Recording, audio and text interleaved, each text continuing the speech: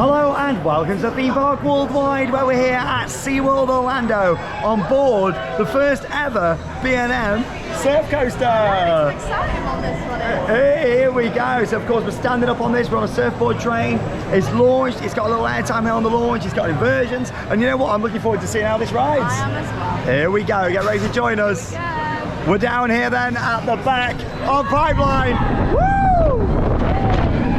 Hey! Oh, it's good airtime there.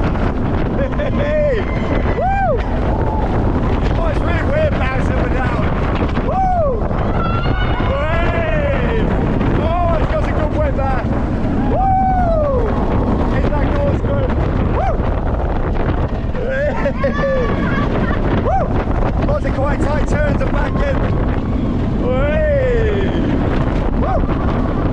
Look at there, some airtime. Hey! Launches up. It's so strange with it bouncing.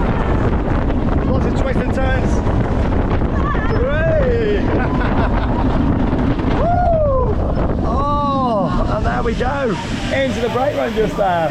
I'll tell you what, it was certainly more whippy down there at the back. It's got a bit of a rattle at the back there. Yeah, just rattled a little bit, but yeah, not uncomfortable, but yeah, just rattled a little bit. I'll tell you what though, I definitely enjoy it more down here at the back. Definitely more better at the back. Yeah, 100%, but yeah, some good forces on there in places. The launch, I think, is definitely the highlight of the ride for me, especially the airtime hill on there, and down at the back, you really get a nice pop of airtime and whipped up, and there's some other surprising bits of airtime around the layout on there as well.